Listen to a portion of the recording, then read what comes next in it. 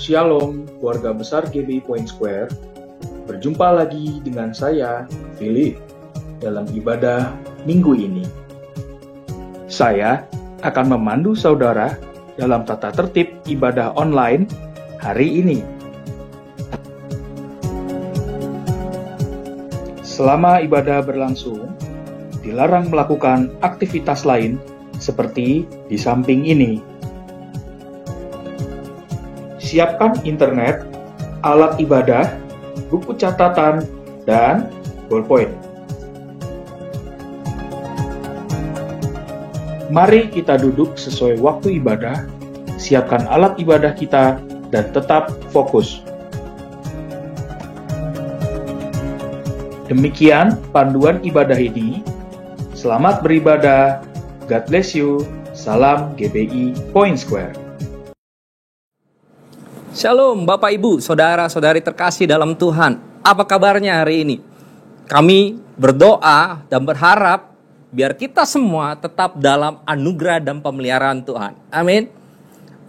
Hari Minggu ini kita akan dilayani oleh pembicara yang luar biasa, Ibu Gernaida Pakpahan, yang akan berbicara bagaimana kita melangkah pasti dengan iman. Saya percaya firman Tuhan ini akan menguatkan kita untuk bisa melangkah pasti dengan iman kita. Walaupun masa-masa sulit seperti sekarang ini. Karena persiapkan hati saudara. Oke, lalu berikutnya kami mengundang Bapak Ibu yang mungkin belum terlibat dalam KUL. Kami mempunyai 5 KUL. Kami ada KUL Lebak Lestari, kami ada KUL Goso, KUL PU, KUL Adiaksa, dan KUL Points. Mungkin Bapak Ibu yang ingin lebih tahu lebih lanjut tentang informasi mengenai KUL kita dapat melihatnya dalam halaman Facebook GBI Point Square. Lalu bagi Bapak Ibu yang ingin memberikan persembahan dapat langsung menggunakan gadget Bapak Ibu dengan scan QRIS yang ada di layar Bapak Ibu atau dengan mentransfer ke rekening gereja. Mari kita satukan hati untuk berdoa sebelum ibadah dimulai. Bapa, di dalam nama Tuhan Yesus, mengucap syukur buat ibadah kami pada hari ini Tuhan. Kami percaya Tuhan memberkati ibadah kami dimanapun kami berada Tuhan. Kami percaya kuasa Tuhan itu tidak terhalang oleh jarak dan waktu Tuhan. Oh, berkati setiap jemaat-jemaat yang mendengarkan Tuhan. Biar yang disampaikan oleh pembicara kami Bu Gernaida itu boleh berakar, bertumbuh dan berbuah dalam setiap kehidupan kami. Kau urapi Bu Gernaida Tuhan. Biar apa yang ia sampaikan itu berasal daripada Tuhan. Terima kasih kau berkati juga untuk setiap pemimpin-pemimpin rohani kami. Kami bawa untuk gembala sidang kami, Paniko Nyotora Harjo bersama 4 wakilnya. Kami bawa karayon kami, Pak Budianto Totong bersama dengan wakil karayon kami, Bang Rojo Raja Guguk Tuhan.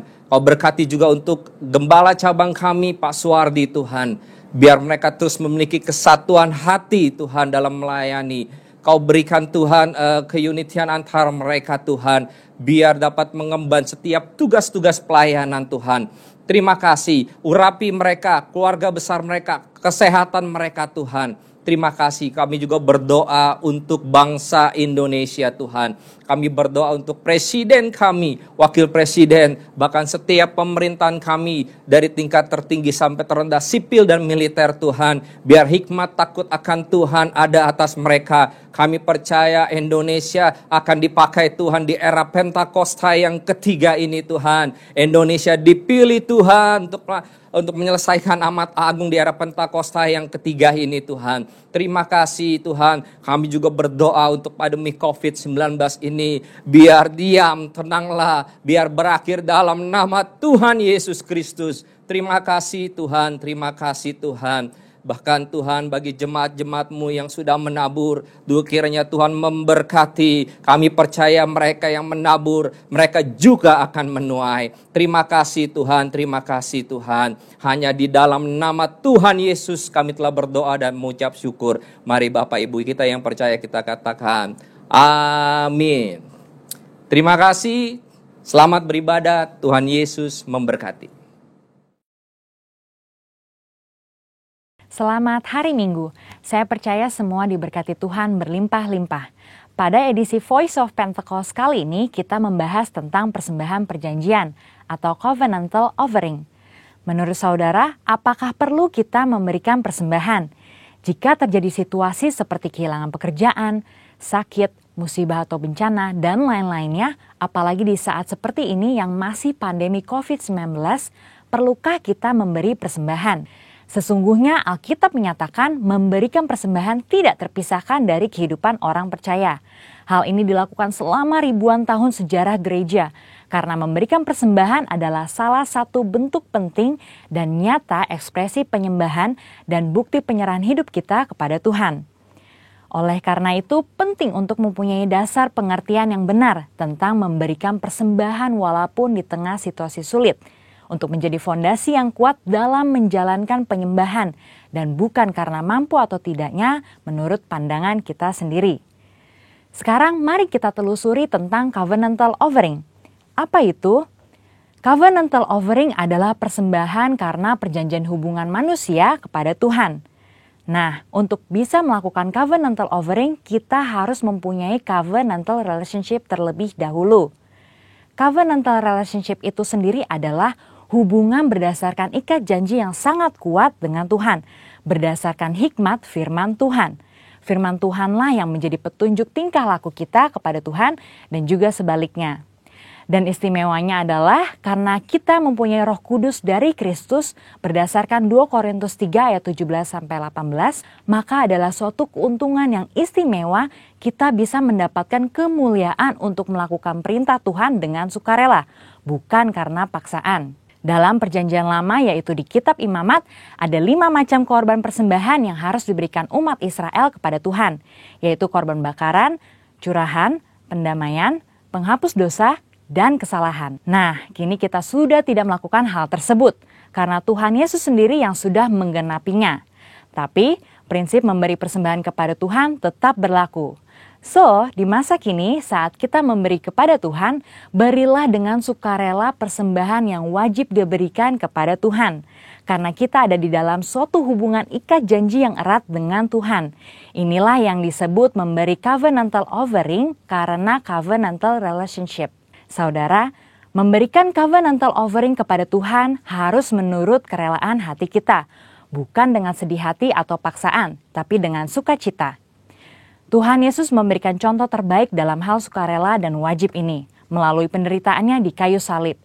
Yohanes 10 ayat 18 berkata, "Tidak seorang pun mengambilnya daripadaku, melainkan aku memberikannya menurut kehendakku sendiri. Aku berkuasa memberikannya dan berkuasa mengambilnya kembali. Inilah tugas yang kuterima dari Bapakku." Pada satu sisi, Yesus diwajibkan untuk mengalami penderitaan salib karena dia adalah anak domba Allah yang menghapus dosa. Tapi di sisi lain, menyerahkan nyawanya dengan sukarela. Mengapa Yesus lakukan itu? Karena ia setia pada perjanjian covenantalnya untuk mengasihi kita. Tuhan lebih dulu mengasihi dan memberkati sehingga kita sudah selayaknya membalas kepada Tuhan dengan memberi persembahan kepadanya. Pemberian covenantal offering kita lakukan di dalam 1. Persembahan persepuluhan, 2. Persembahan sulung, dan 3. Komitmen untuk mendukung proyek pekerjaan Tuhan sebagaimana tuntunan Roh Kudus. Berarti saat kita melakukan covenantal offering itu mencerminkan bagaimana kita sesungguhnya mengasihi dan menyembah Allah. Memberikan persembahan juga bentuk penyerahan total kehidupan kita kepada Tuhan. Nah, yang paling penting adalah jangan sampai pemberian covenantal offering mengabaikan prinsip dan esensi keadilan, belas kasihan, dan kesetiaan. Kita juga perlu tahu memberi secara horizontal atau horizontal giving adalah memberikan kepada sesama yang membutuhkan dan yang kekurangan. Pemberian ini juga penting loh dalam pandangan Tuhan dan bahkan menjadi tugas kita sebagai jemaat untuk memperhatikan mereka yang berkekurangan. Tetapi jangan lupa, pemberian persembahan covenantal harus dilaksanakan terlebih dahulu. Jadi, dalam situasi susah ini, apa kita tetap perlu memberikan persembahan? Jawabannya ya. Ingat, persembahan merupakan ekspresi penyembahan yang penting kepada Tuhan yang telah memberikan anugerah terbaik. Kita memberi persembahan kepada Tuhan melalui institusi yang Tuhan tetapkan untuk menerima dan mengelolanya, yaitu gereja di mana kita tertanam dan bertumbuh seperti dalam Maleakhi 3 ayat 10. Pertanyaan kedua, apakah memberi persembahan harus ke gereja atau langsung kepada mereka yang membutuhkan? Jawabannya juga ya untuk keduanya. Karena gereja adalah wadah nomor 1 yang Tuhan gunakan untuk menyatakan kepedulian kita dan menyatakan kasih Tuhan kepada dunia dan sesama. Saudara juga boleh memberikan bantuan secara langsung kepada yang membutuhkan sesuai tuntunan Roh Kudus. Perlu diingat, dengan memberi persembahan kepada Tuhan, itu akan melatih iman kita untuk mengandalkan Tuhan senantiasa. Dan memberi akan melatih sikap kita sebagai seorang pengelola, bukan pemilik. Mari kita jaga hubungan dengan Tuhan apapun yang terjadi. Berikan kepada Tuhan persembahan covenantal offering, karena Tuhan sudah lebih dahulu memberkati dan membawa kita masuk dalam covenantal relationship dengannya. Jadi, tunggu apa lagi? Mari kita memberi persembahan dengan sukacita. Kita diberkati untuk menjadi berkat bagi orang lain. Tuhan Yesus memberkati. Amin.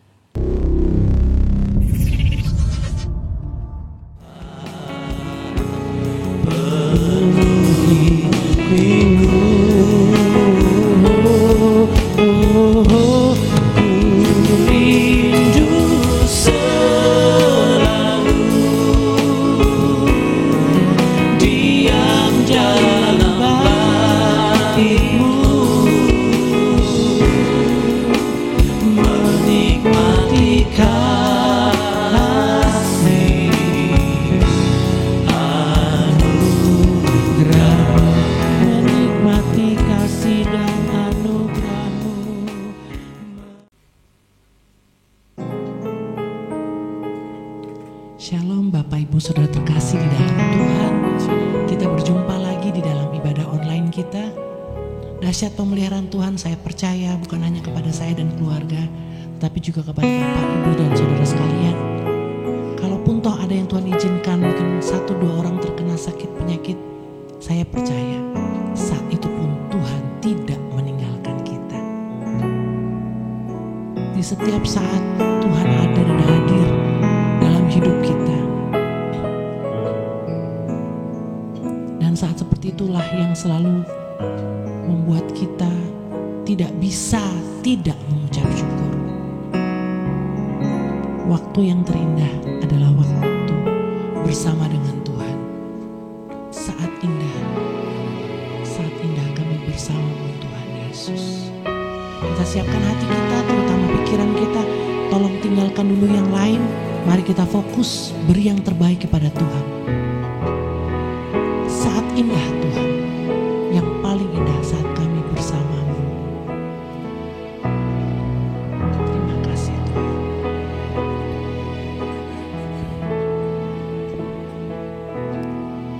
Saat indah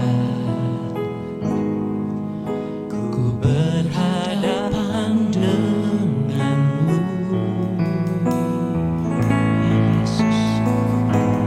Mama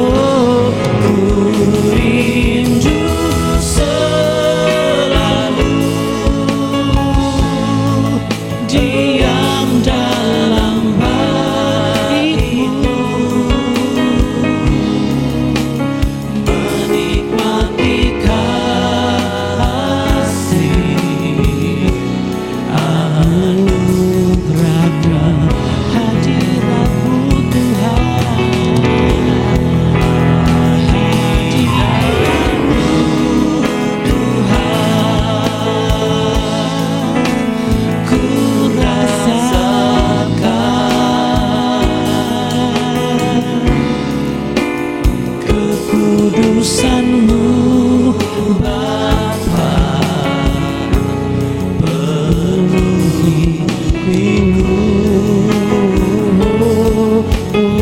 Ku rindu selalu diam dalam bait-Mu,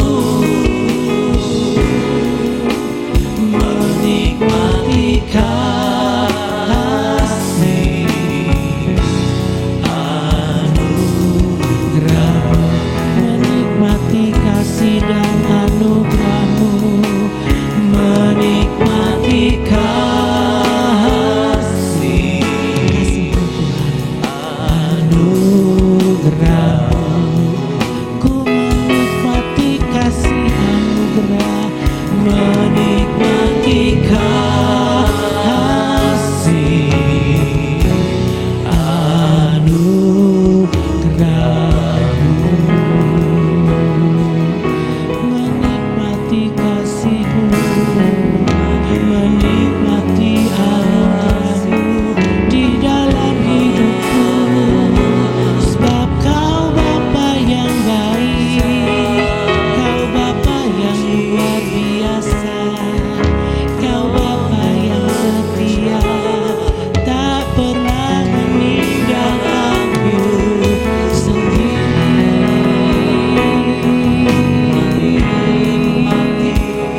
Terima kasih Bapa, terima kasih, terima kasih Tuhan. Haleluya, haleluya. Kami sungguh bersyukur Tuhan Yesus. Kami sungguh bersyukur karena Engkau masih terus ada dan tetap ada Tuhan, dan senantiasa ada Tuhan dalam kehidupan kami. Karena janji-Mu pasti Engkau genapi. Terpuji-pujilah Engkau Tuhan Yesus. Kami mau terus memuji dan menyembah-Mu. Terpujilah Engkau Tuhan. Haleluya, haleluya, amin. Bapak Ibu Saudara, saya percaya kita tetap ada dalam sukacita Tuhan. Apapun yang terjadi saat ini, gak bisa dunia mengambil sukacita kita yang Tuhan berikan pada kita. Amin. Kita siap memuji menyembah Tuhan. Di rumah bebas, di gereja mungkin di Point Square Bapak Ibu suka takut dan malu bergoyang. Tapi di gereja, di rumah maksud saya, Bapak Ibu Saudara bebas, sebebas-bebasnya. Kenapa saya bilang begitu? Karena dari utara, selatan, timur, barat, semua memuji Tuhan. Pandemi boleh ada, tapi nama Yesus tetap ditinggikan. Terpujilah Engkau Tuhan. Haleluya.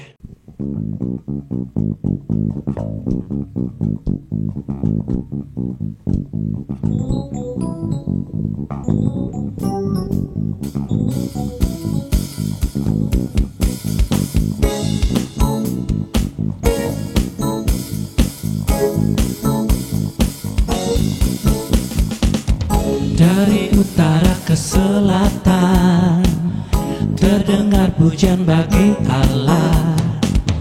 Dari barat sampai ke timur, nama Yesus disanjung tinggi. Dari pulau-pulau, lembah-lembah, gunung-gunung yang tinggi, kemuliaannya disaksikan, kebesarannya diceritakan. Yesus, Yesus, nama Yesus, nama Yesus disanjung tinggi. Dari pulau-pulau, lembah-lembah, gunung-gunung yang tinggi. Allahku dahsyat berkuasa, seluruh bumi sujud menyembah. Tinggikan nama-Mu, Allahku dahsyat berkuasa, seluruh bumi sujud menyembah. Tinggikan nama-Mu. Haleluya.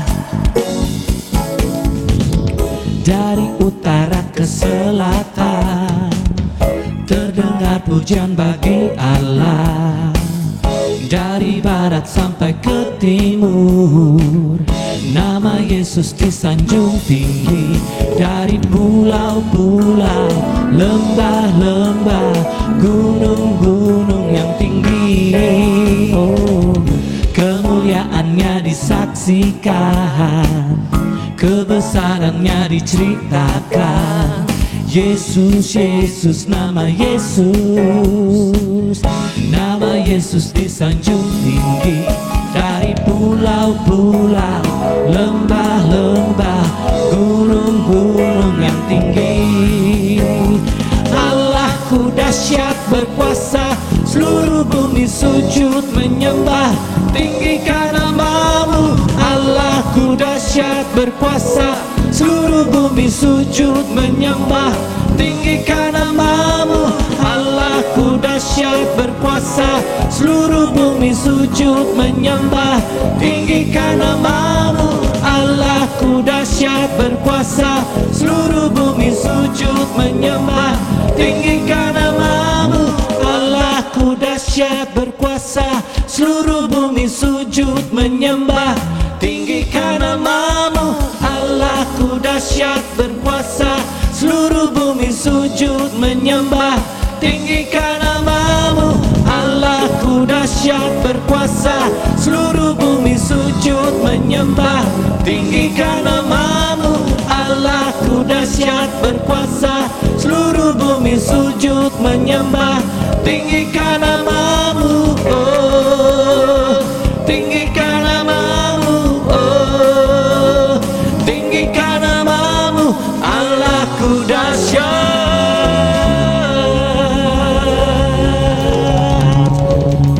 Haleluya. Terpujilah Tuhan. Sukacita sorga sudah ada dalam keluarga Bapak Ibu Saudara, dalam ruangan rumah Bapak Ibu Saudara dimanapun Saudara berada. Karena satu yang tidak bisa memisahkan kita, dunia tidak bisa pisahkan kita dari kasih karunia Tuhan. Amin Bapak Ibu. Karena Tuhan itu setia, Bapak itu setia. Kita hanya bisa bertahan setia kepada Tuhan mungkin 1 minggu, bisa Senin sampai Sabtu, hari Minggu ketemu Minggu. Kasih Tuhan tidak pernah berkesudahan, tidak bisa dibatasi oleh waktu, tidak bisa dibatasi oleh apapun, tidak bisa dibatasi oleh siapapun juga. Siapa yang bisa memisahkan kita? Penyakitkah? Ditinggal pacarkah? Gak punya uangkah? Yesus adalah jawaban. Gak perlu cari jauh-jauh. Tinggal tutup mata, sebut nama Yesus. Dialah jawaban.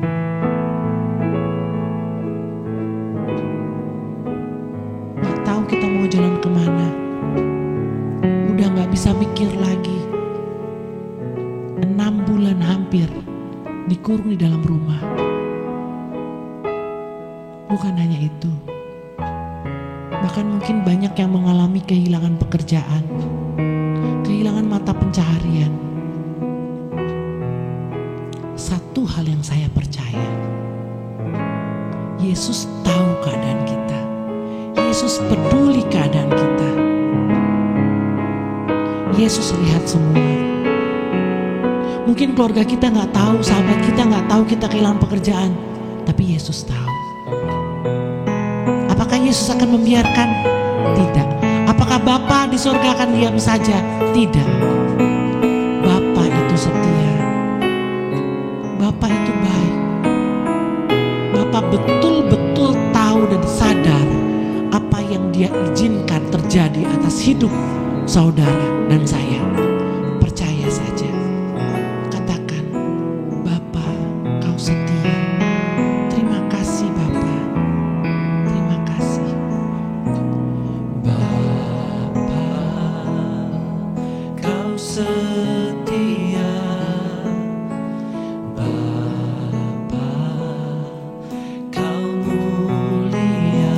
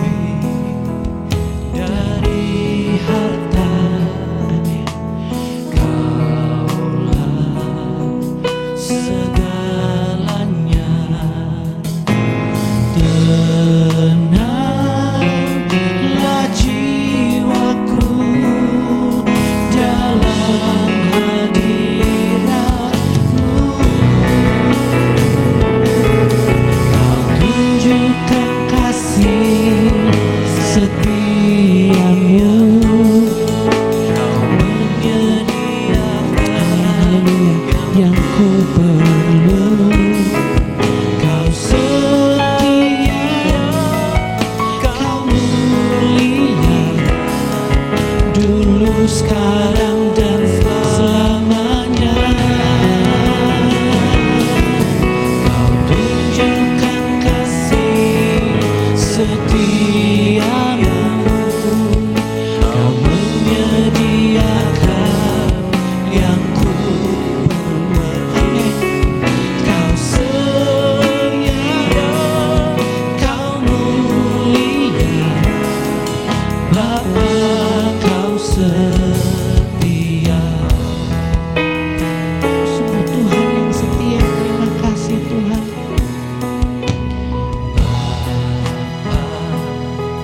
Kau setia, Bapa Kau mulia. Tenanglah jiwaku, aman bersamamu. Lebih dari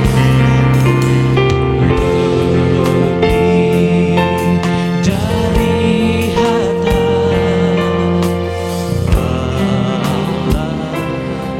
segalanya. Tenanglah jiwaku dalam hadirat-Mu. Kau tunjukkan kasih setiamu, Kau menyediakan yang ku perlu. Kau setia, Kau mulia, dulu, sekarang, dan selamanya. Kau tunjukkan kasih setiamu, Kau menyediakan yang ku perlu. Kau setia, Kau mulia, Bapa Kau setia. Kau tunjukkan kasih setiamu, Kau menyediakan yang ku perlu. Kau setia, Kau mulia, dulu, sekarang, dan selamanya.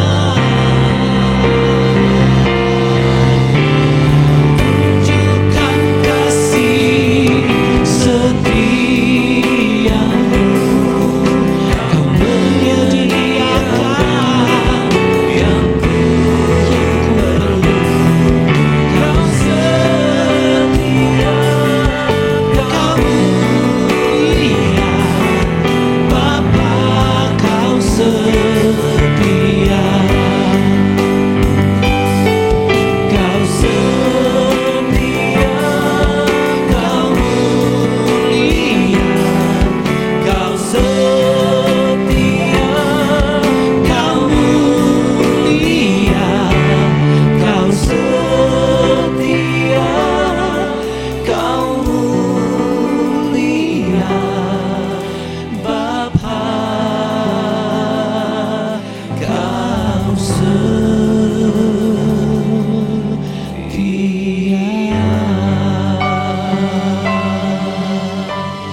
Haleluya, haleluya.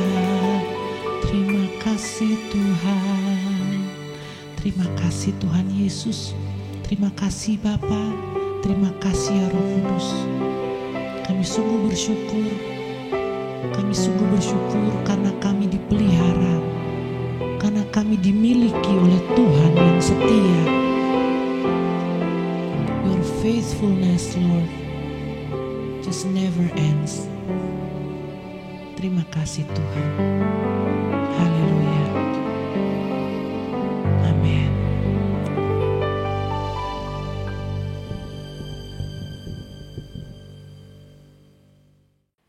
Saudari sekalian, mari kita berdoa. Bapa Sorgawi, terima kasih untuk ibadah yang kami boleh lakukan pada saat ini. Kiranya kasih dan anugerah Tuhan melimpah-limpah di dalam hidup kami. Roh Kudus ambil alih pemberitaan firman dengan sempurna. Nama Tuhan ditinggikan, dipuji dan dipermuliakan. Dan kami sekalian memperoleh kekuatan yang baru di dalam menjalani hidup kami mengiring akan Engkau. Bapa, berfirmanlah Engkau, demi nama Yesus kami bersyukur dan berdoa. Haleluya. Amin. Salam saudara sekalian yang dikasihi oleh Tuhan, firman Tuhan pada kali ini adalah melangkah pasti dalam iman. Melangkah pasti dalam iman. Saya akan membacakan bagi kita Roma pasal yang pertama ayat 16 dengan 17. Demikian firman Tuhan. Sebab aku mempunyai keyakinan yang kokoh dalam Injil. Karena Injil adalah kekuatan Allah yang menyelamatkan setiap orang yang percaya. Pertama-tama orang Yahudi, tetapi juga orang Yunani. Sebab di dalamnya nyata kebenaran Allah yang bertolak dari iman dan memimpin kepada iman. Seperti ada tertulis, orang benar akan hidup oleh imannya. Kiranya firman Tuhan ini memberkati kita sekalian. Saudara yang dikasihi oleh Tuhan, Paulus mengatakan, aku memiliki keyakinan yang kokoh. Saudara sekalian, dia diperhadapkan juga dengan persoalan, pergumulan. Seperti apa yang kita hadapi sekarang ini. Nah saudara sekalian, kalau Paulus mengatakan, aku memiliki keyakinan yang kokoh dalam Injil. Karena Injil itu adalah kekuatan Allah yang menyelamatkan. Setiap orang yang percaya, entah itu orang Yahudi, entah itu orang Yunani, atau semua orang saudara sekalian di dalam dunia ini. Saudara, tidak jauh berbeda dengan apa yang dihadapi oleh Paulus. Masalah kita sekarang ini adalah krisis yang mengglobal. Setiap bangsa, setiap negara, setiap suku, setiap bangsa barangkali juga diperhadapkan dengan hal yang sama. Saudara, di tengah-tengah kita masih ada pandemik yang belum berakhir. Bukan hanya untuk satu wilayah, tetapi untuk seluruh bangsa-bangsa. Kita diperhadapkan dengan ketidakpastian ekonomi. Oleh karena berbagai faktor, berbagai hal. Kita diperhadapkan juga dengan masalah-masalah sosial. Oleh karena ada pembatasan-pembatasan di tengah-tengah kita. Juga kita diperhadapkan dengan masalah kesehatan. Semua sekarang orang takut dengan sakit penyakit. Dan saudara sekalian harus diakui bahwa kita harus mengikuti protokol kesehatan. Setiap kita, bukan hanya warga gereja, semua masyarakat juga ada pada posisi ini. Saudara sekalian, bangsa-bangsa juga ada pada posisi itu. Kita harus bekerja dari dalam rumah, melakukan aktivitas dari dalam rumah, sekolah dari dalam rumah. Saudara, mungkin juga bisnis kita kerjakan itu dari dalam rumah. Tentu saja ini membuat kesulitan, membuat berbagai tantangan di dalam kehidupan kita. Tetapi hidup ini harus jalan terus. Hidup ini harus bergerak terus. Hidup ini harus moving forward. Itu sebabnya kita perlu melihat bagaimana kita bisa berjalan di dalam iman. Saudari sekalian, sebagai umat Tuhan, bagaimana sih kita bisa melangkah pasti di dalam iman? Melangkah pasti di dalam iman. Saudari sekalian yang dikasihi oleh Tuhan, sebagai orang yang percaya tentu saja kita tahu bersama dengan Yesus kita melakukan perkara-perkara yang besar. Bersama dengan Kristus kita melakukan perkara-perkara yang besar. Saudara, jangan biarkan dunia mengintervensi kita. Jangan biarkan dunia membawa iman kita ke dalam kelemahan.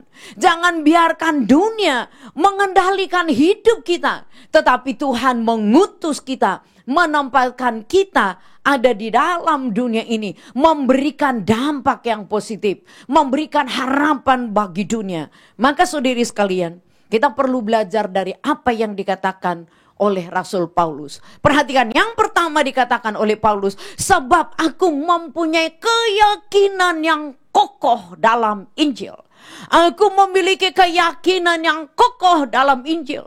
Saudara sekalian, apa yang mau dikatakan oleh Paulus dalam terjemahan yang lain dikatakan, aku tidak malu untuk memberitakan Injil. Aku tidak malu untuk menyampaikan Injil. Kenapa Paulus memiliki keyakinan yang sangat kuat? Aku tidak malu memberitakan Injil. Sebab Injil itu adalah kabar sukacita. Kabar yang disampaikan dengan sukacita. Ketika Yesus pertama kali lahir di Bethlehem, perhatikanlah, malaikat surga bersukacita, bersorak-sorak, para gembala bersukacita, saudara orang-orang Majus bersukacita. Kabar baik telah lahir bagimu, juru selamat.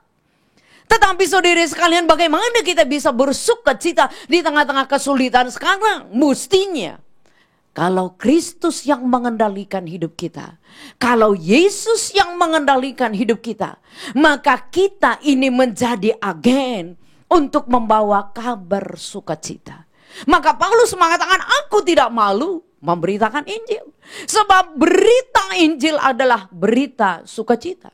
Saudara sekalian, Alkitab mengatakan bahwa berita Injil itu adalah keselamatan di tengah-tengah ketidakpastian, di tengah-tengah kesulitan dan kesukaran, di tengah-tengah berbagai beban yang berat. Tetapi Alkitab mengatakan Injil itu adalah kabar keselamatan, bukan kabar yang menakutkan, bukan kabar yang menyulitkan, tetapi keselamatan. Saudara sekalian, desain dari hidup kita, Alkitab mengatakan 70 tahun. Kalau lewat dari itu adalah pergumulan, penderitaan, sakit, penyakit. Tetapi keselamatan yang kekal sudah disiapkan oleh Yesus bagi kita. Itu sebabnya Paulus katakan, aku tidak malu memberitakan Injil. Sebab itu adalah kabar keselamatan. Setiap warga jemaat, setiap anak-anak Tuhan, orang yang percaya kepada Tuhan, mari. Tugas kita adalah memberitakan keselamatan di dalam Kristus. Aku tidak malu memberitakan Injil. Sebab Injil itu adalah berita tentang pembebasan. Ketika umat Allah ratusan tahun ada di Mesir, saudara, mereka diperbudak dengan kerja paksa, tidak merdeka untuk beribadah, tidak bisa untuk berfellowship, tidak bisa untuk berkumpul. Mereka menderita tekanan, mereka menderita secara fisik. Ada tekanan di dalam emosi, ada tekanan di dalam jiwa, ada tekanan secara spiritual. Tetapi perhatikan, dari tengah-tengah penderitaan itu Tuhan berkata, aku sudah mendengar jeritan dari umatku. Aku sudah melihat betapa kerasnya para pengerah mereka itu menindas mereka. Aku tahu pergumulan mereka. Saudara sekalian, apakah Tuhan disuruh? Tidak. Tetapi Allah sendiri yang mengenal umatnya. Allah mengerti akan umatnya. Maka Paulus mengatakan pembebasan itu datangnya dari Tuhan. Saudara sekalian, kabar keselamatan, Injil yang membebaskan, Injil yang memerdekakan, itu yang disampaikan. Itu sebabnya Paulus katakan, aku tidak malu memberitakan Injil. Saudara, Injil itu adalah kabar kemenangan. Maka kita mengatakan kita lebih daripada pemenang.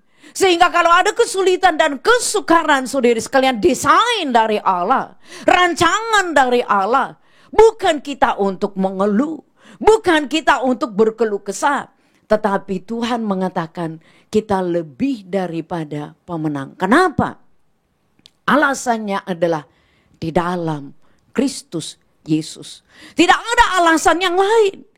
Maka saudara sekalian, kalau dikatakan Injil sebagai kabar sukacita, itu adalah Injil yang melepaskan, memerdekakan, dan membebaskan.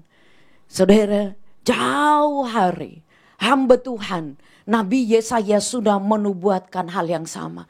Bagaimana itu terjadi? Bagaimana kabar sukacita itu datang? Bagaimana berita pembebasan, kemerdekaan itu dinyatakan?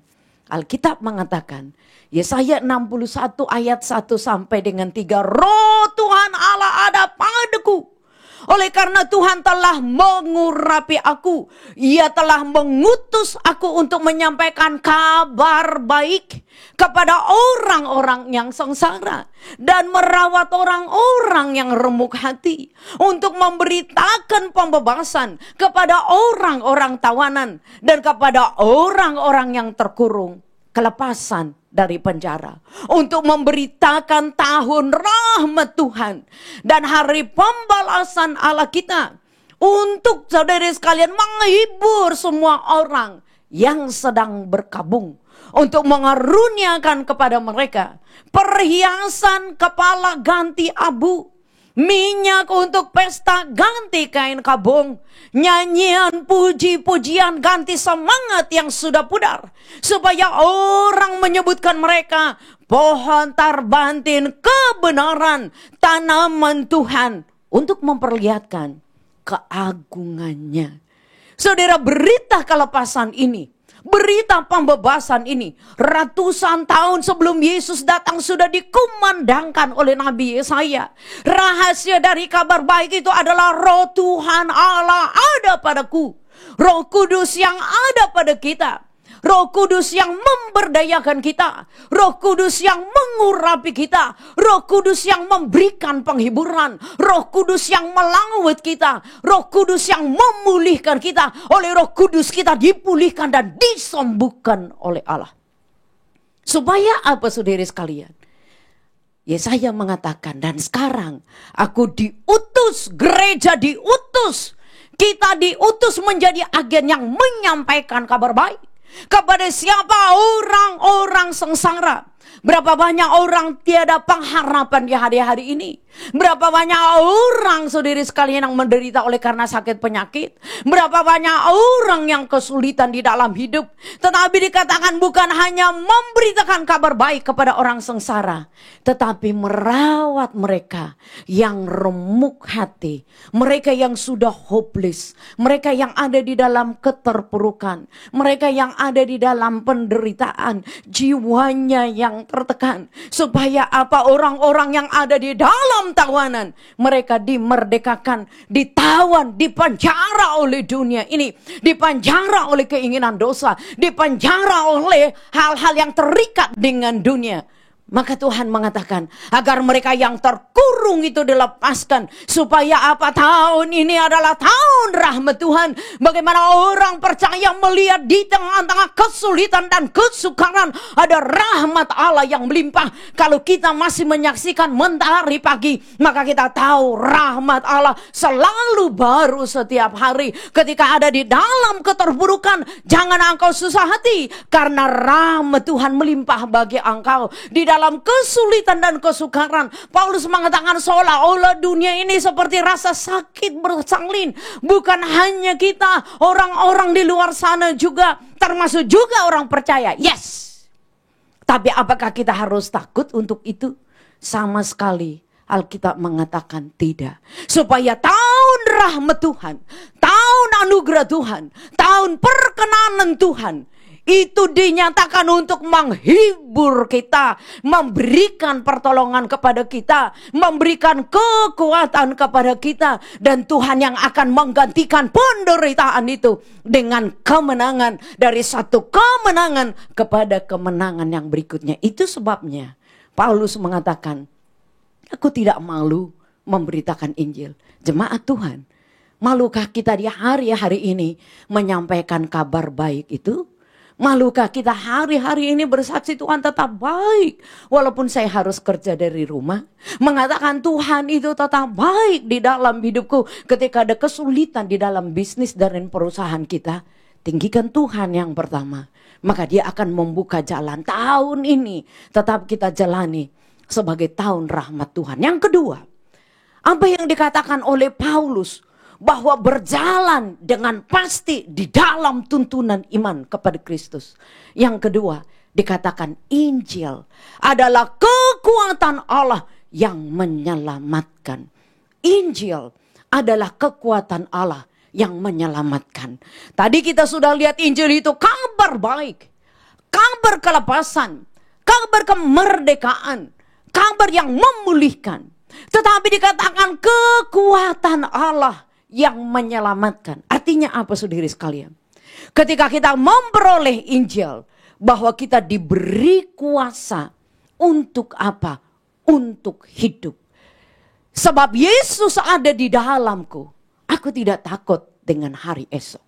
Dia memberikan potensi, dia memberikan kekuatan, dia memberikan dunamis, dinamo di dalam hidup kita. Saudara, kuasa yang menghidupkan. Tahukah kita bahwa kita tidak berkuasa untuk menambahkan, saudara sekalian, 1 senti dari pohon-pohon yang kita tanam? Sama sekali tidak. Siapa yang memiliki kuasa? Siapa yang memberikan potensi untuk kehidupan? Allah sendiri. Tetapi Injil sebagai kekuatan Allah yang menyelamatkan. Dia memberikan kuasa untuk hidup. Dan saudari sekalian, bukan hanya hidup sekarang, tetapi untuk hidup di dalam kekekalan. Ini yang harus kita pandang terus. Hidup bagi kekekalan. Saudari sekalian, kuasa untuk apa? Kuasa untuk mengalahkan otoritas iblis. Jangan biarkan iblis itu untuk mendakwa kita sebagai orang berdosa. Dosa kita sudah dihapus. Dosa kita sudah disucikan oleh kuasa darah Yesus. Mengalahkan otoritas iblis. Jangan biarkan iblis menanamkan keraguan-raguan di dalam hidup kita. Saudari sekalian, ketika ada krisis di dalam hidup, apa yang terjadi? Mungkin kita menjadi khawatir. Mungkin kita mulai bertanya, Tuhan, apakah benar? Hati-hati, ini adalah cara iblis untuk memperlemah iman kita. Untuk mendangkalkan pengenalan kita yang benar akan Allah. Tetapi dikatakan Injil itu kekuatan Allah yang menyelamatkan. Karena dia memberikan kuasa kepada kita.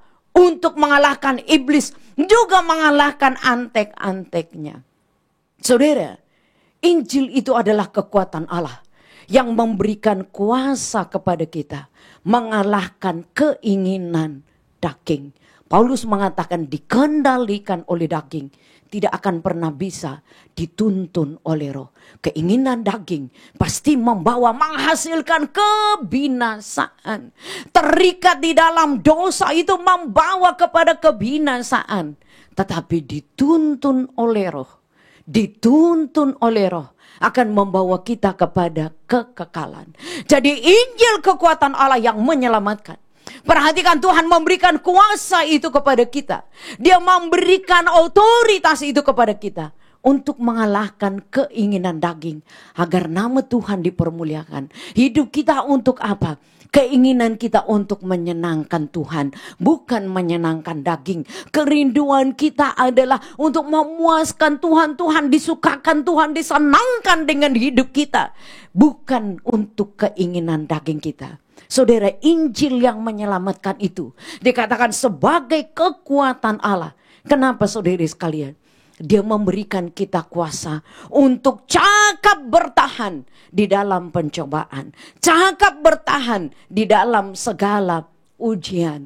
Saudara, bukankah dikatakan oleh firman Allah, Yakobus mengatakan berbahagialah di dalam penderitaan. Ini berbeda dengan dunia.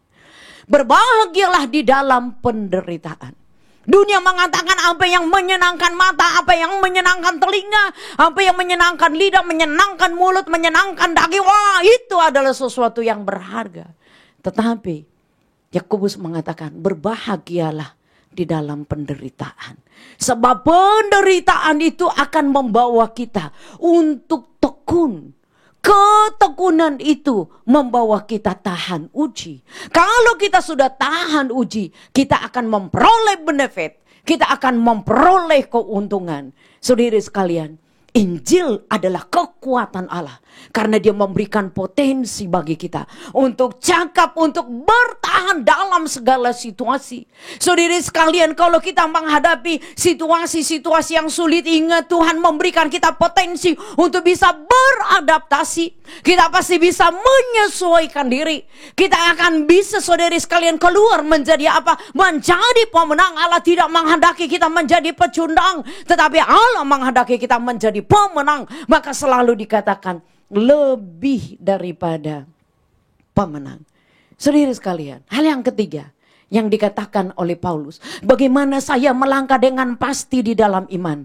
Dikatakan sebab sudah nyata, sudah terbukti kebenaran Allah. Sebab sudah nyata kebenaran Allah. Saudara sekalian, apa itu kebenaran Allah? Kebenaran itu hanya ada di dalam Kristus Yesus. Sebab Yesus mengatakan, aku jalan, aku kebenaran, aku hidup itu. Siapa yang ada di dalam Kristus, dia adalah miliknya Allah. Kebenaran yang sempurna itu bukan kebenaran dunia. Dunia begitu mudah mengubah sebuah kebenaran menjadi sesuatu yang tidak benar.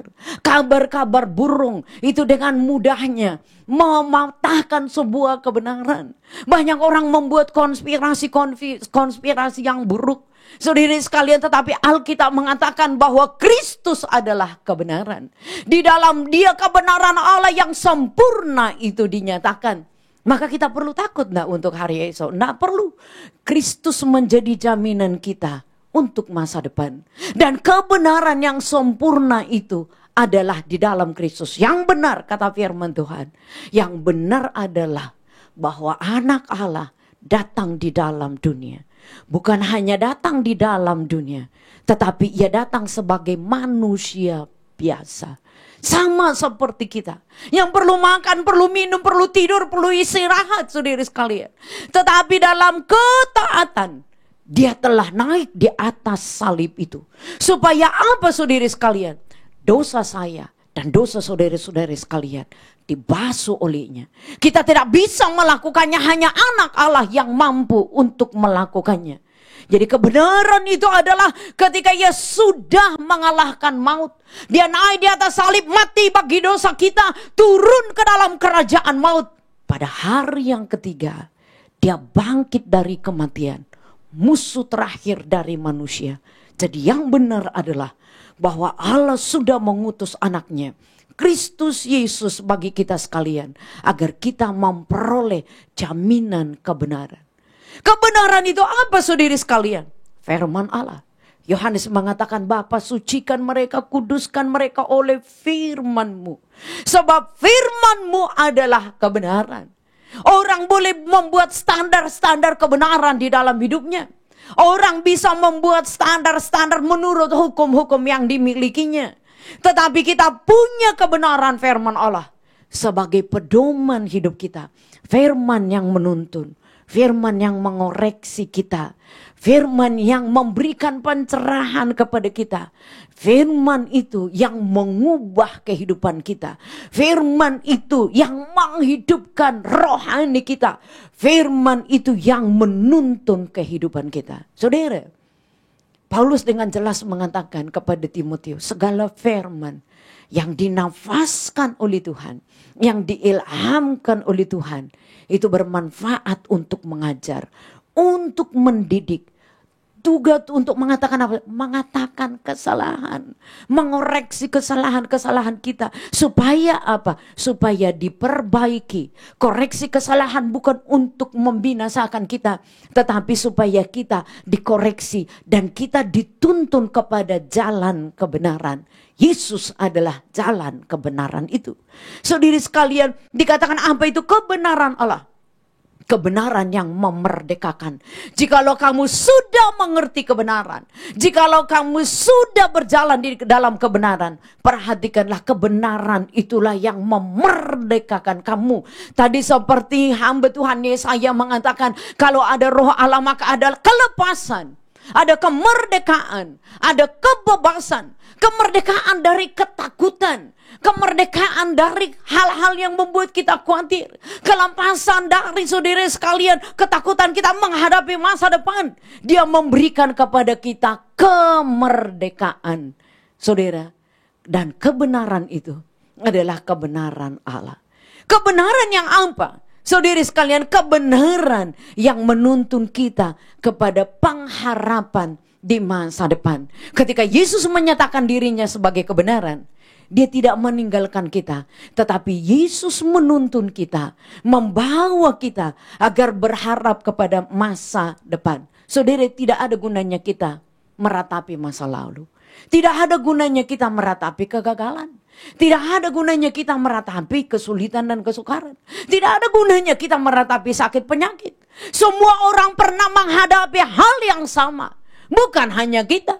Kalau begitu di mana istimewanya anak Tuhan? Kalau kita berkata, kalau begitu bagaimana Tuhan untuk saya bisa bertahan dalam situasi yang sekarang ini? Tuhan katakan, aku adalah jaminan bagi masa depan. Tuhan merancang sesuatu yang baik. Rancangan Tuhan tidak pernah jahat. Rancangan Tuhan itu tidak pernah buruk. Tetapi rancangan Tuhan itu adalah bagi kebaikan kita. Ada bermanfaat bagi kita. Maka dikatakan bahwa kebenaran itu menuntun kita kepada pengharapan akan masa depan. Kita berharap kepada dunia 1001 cara, kita akan menjadi kecewa. Kita mungkin berharap kepada orang yang kita banggakan. Di satu saat dia akan mengecewakan kita. Kita berharap ada situasi yang enak. Ternyata situasinya buruk, saudari sekalian. Itu bisa membuat kita kecewa. Ada banyak ekspektasi, harapan-harapan kita di dalam dunia ini. Ternyata tidak cocok dengan apa yang kita kerjakan. Nah, sekarang pengharapan yang sempurna itu ada di dalam Kristus. Rancangannya selalu rancangan yang baik. Dia tidak pernah merancang bagi kita hal yang buruk, tetapi selalu rancangan-rancangan demi keselamatan kita, demi kebaikan kita, demi masa depan kita ke depan, demi hidup kita yang berkenan kepada Tuhan. Perkara yang keempat, apa yang dikatakan oleh Paulus, nah saudari sekalian, berjalan di dalam kepastian iman itu. Dia katakan bahwa orang percaya itu bertolak dari satu iman, memimpin kepada iman. Sebab orang benar itu akan hidup oleh imannya. Saudari sekalian, orang benar itu akan hidup oleh imannya. Bertolak dari iman yang memimpin kepada iman. Dari satu kemenangan kepada kemenangan berikutnya. Dari satu tahapan kepada tahapan berikutnya. Sekalipun dalam tahapan-tahapan itu ada banyak pergumulan, ada banyak persoalan, itu hal yang biasa. Sebab apa? Tadi kita sudah melihat iman itu. Iman di dalam Kristus adalah iman yang menyelamatkan, bukan membinasakan. Bukan iman yang memberikan ketakutan. Bukan iman yang mengintervensi kita sehingga kita ada di dalam kelemahan. Bukan iman, saudari sekalian, yang menuntut kita kepada kebinasaan. Sama sekali tidak. Tetapi iman yang menyelamatkan. Dan dari satu iman tambah lagi ke iman berikutnya. Tambah lagi, naik terus grafiknya. Naik terus. Sampai apa? Kita disempurnakan di dalam Kristus. Iman yang memberikan kemenangan. Oleh karena iman maka Habel memberikan persembahan yang terbaik. Oleh karena iman maka Abraham, walaupun dia sudah lanjut umurnya, sudah lanjut usianya, fisiknya sudah lemah, tetapi dikatakan kota itu akan dia harapkan terus. Kalau bukan dia, keturunannya, anak dan cucunya. Oleh karena iman maka Musa bersama dengan umat Israel berani menyeberang laut Tebrau. Oleh karena iman maka Yosua memasuki tanah Kanaan. Oleh karena iman maka kita perlu memberikan pemberian yang terbaik. Karena apa? Iman itu menuntun kita kepada kemenangan. Dari satu kemenangan ke kemenangan berikutnya. Tetapi ingatlah, kemenangan itu selalu dilalui dengan pertandingan.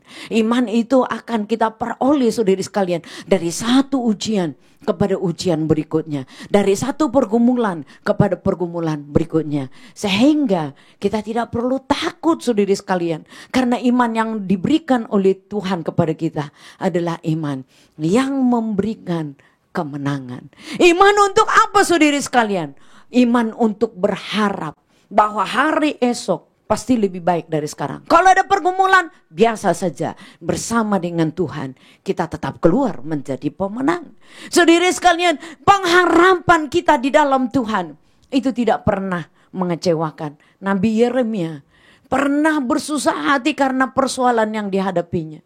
Berkhotbah puluhan tahun tetapi nampaknya umat tidak ada yang bertobat. Dia katakan bahwa kebenaran itu adalah kamu perlu berdoa bagi negeri di mana engkau dibuang. Orang tidak dengarkan, saudari sekalian. Lalu dikatakan terkutuklah hari di mana aku dilahirkan. Tetapi Tuhan mengatakan Yeremia itu tidak boleh. Sebab terkutuklah orang yang mengandalkan manusia. Mengandalkan kekuatan manusia. Mengandalkan kecakapan manusia. Tetapi hatinya menjauh dari Tuhan. Ketika kita mengandalkan kebanyakan uang yang kita punya, di satu saat kita bisa menjadi kecewa. Saudara sekalian, dunia sekarang menjadi dunia yang uangnya sudah berganti, saudara sekalian. Semua sudah menjadi digital. Dunia itu berubah. Ketika kita menaruh harapan kita, saudara sekalian, kepada investasi kita. Ingatlah, di satu saat investasi itu bisa, saudara sekalian, membuat kita kecewa. Tapi apakah dengan demikian kita takut melakukan investasi? Tidak. Karena dari iman dituntun kepada iman. Dari satu pergumulan kita menang kepada pergumulan yang berikutnya. Mengapa? Itu tandanya kita adalah orang yang memiliki pengharapan di dalam Tuhan. Pengharapan di dalam Tuhan tidak akan pernah mengecewakan. Pengharapan di dalam Tuhan selalu membawa kita kepada kemenangan. Iman yang membawa kita, tadi saya sudah kemukakan, itu untuk bertahan dan bertekun. Saudara sekalian yang dikasihi oleh Tuhan, jemaat di Smyrna itu diuji dalam berbagai hal. Dikatakan setialah sampai akhir, maka engkau memperoleh mahkota kehidupan. Mereka itu dianiaya secara fisik. Mereka diperhadapkan dengan anjing-anjing lapar. Mereka diperhadapkan dengan pengerah-pengerah. Banyak dari antara orang gereja, orang Kristen, orang percaya, umat yang sayang kepada Tuhan, terpaksa dibawa di penjara, dan ada banyak yang mati di penjara. Nah, saudara sekalian, secara ekonominya dipretelin, ekonominya diambil, dan ekonomi dengan susah dipraktikkan kepada mereka. Ayah ibu itu sengaja dipisah. Orang tua dengan anak itu kehilangan, saudara sekalian. Tetapi saudara sekalian, kaisar dunia boleh melakukan hal-hal yang buruk bagi umat Allah. Kala itu yang memimpin adalah Kaisar Domitianus. Dia sama sekali tidak menghargai Tuhan. Dia sama sekali tidak takut kepada Tuhan. Dia membawa umat Allah ke dalam penderitaan.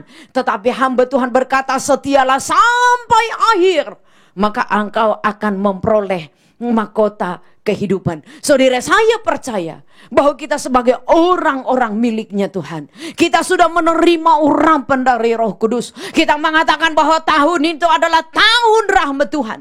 Tahun ini tetap tahun pembebasan. Tahun ini tetap kita dipulihkan oleh Tuhan. Walaupun saudara sekalian, walaupun ada masalah, ada pergumulan, ingat Tuhan sedang menuntun kita. Tuhan sedang berselancar bersama dengan kita dari satu gelombang kepada gelombang berikutnya. Kalau dia menjadi jurumudi kita, ingat, dia tidak akan pernah meninggalkan kita. Kalau dia yang terutama di depan, kita mengikutinya, maka saudara sekalian, perjalanan hidup kita akan sampai kepada akhir, sampai kepada tujuan. Saudara sekalian, setia mengiring akan Tuhan supaya mahkota kehidupan itu disampaikan kepada kita. Dan kalau kita mau mengatakan, aku sudah mengakhiri pertandingan dengan baik, dan aku memelihara iman dengan sempurna seperti apa yang Tuhan mau, mahkota kebenaran itu sedang menanti kita dan menunggu kita. Saudara sekalian, selamat menjalani hidup dalam iman yang berpusat kepada Kristus. Saudara, menjalani hidup kita di dalam hidup yang berpusat, fokus iman kita hanya kepada Kristus saja, maka saya percaya berkat-berkat Tuhan akan melimpah dalam kehidupan kita. Tuhan Yesus memberkati. Mari kita berdoa. Bapa yang baik, kami sudah mendengarkan kebenaran firman-Mu, dan kami akan melangkah maju, melangkah pasti di dalam iman, karena iman kami tertuju kepada Engkau. Mata rohani kami tujukan kepada Kristus Yesus. Tuhan, kami tahu bahwa kami tidak perlu malu dengan Injil, sebab Injil itu adalah kekuatan Allah yang menyelamatkan. Terima kasih untuk keselamatan yang sempurna yang Engkau berikan di dalam kehidupan kami. Dan Tuhan, Engkau menyatakan kebenaran itu, dan kami percaya Engkau adalah pusat kebenaran. Maka ketika kami menjalani hidup, maka hidup kami ada di dalam kebenaran. Tuhan, terima kasih untuk iman percaya yang Engkau berikan kepada kepada kami. Kami tidak perlu takut untuk masa depan. Masa depan ada di dalam otoritas-Mu. Masa depan ada di dalam kendali Kristus Yesus. Tuhan, kami tidak takut dengan sakit penyakit, sebab Engkau adalah Allah penyembuh kami. Engkau adalah Yehova Rafa yang menyembuhkan dan memulihkan kami. Tuhan, kami tidak takut dengan pergumulan, karena Engkau menuntun kami dari satu kemenangan kepada kemenangan yang berikutnya. Kami tetap menatap masa depan bersama dengan Engkau, dan karena kami tahu rahmat-Mu senantiasa baru di dalam kehidupan kami. Tuhan, pertolongan-Mu senantiasa nyata di dalam hidup kami. Tuhan, kerjakanlah bagian-Mu, dan kami percaya kepada otoritas-Mu. Tuhan, kami percaya bahwa Engkau menempatkan kami sebagai biji mata-Mu, kekasih-kekasih-Mu. Tuhan, peluk kami erat di dalam kasih sayang Tuhan. Bapa, tuntun langkah hidup kami, supaya kami tidak menyimpang ke kiri dan ke kanan. Tuhan, ini tangan kami, tubuh, roh, dan jiwa kami persembahkan kepadamu. Jadilah menurut apa yang Bapa mau, di atas seluruh kehendak rancangan kami. Biarlah kiranya kehendak Tuhan yang boleh jadi. Dalam nama Yesus kami bersyukur dan berdoa. Haleluya. Haleluya. Amin. Tuhan Yesus memberkati saudara-saudari sekalian. Shalom. Bila saat ini Tuhan, Engkau berkati kami Tuhan dengan berkat yang sempurna. Mari kita angkat tangan kita bersama-sama dan terimalah berkat Tuhan. Tuhan memberkatimu dan melindungimu. Tuhan menyinari engkau dengan wajahnya dan memberikan kau kasih karunia. Tuhan menghadapkan wajahnya kepadamu dan memberikan kau damai sejahtera. Terimalah berkat yang berlimpah-limpah yang datang dari Bapa di sorga, kasih daripada Tuhan Yesus, kuasa pengurapan daripada Allah Roh Kudus pada saat tercurah menyertaimu, memberkati dan memberikan pertumbuhan mulai saat ini sampai Maranatha. Tuhan datang kembali untuk menjemput setiap kita. Mari setiap kita yang percaya dan terima berkat Tuhan sama-sama katakan amin. Tuhan Yesus memberkati saudara berlimpah-limpah-limpah.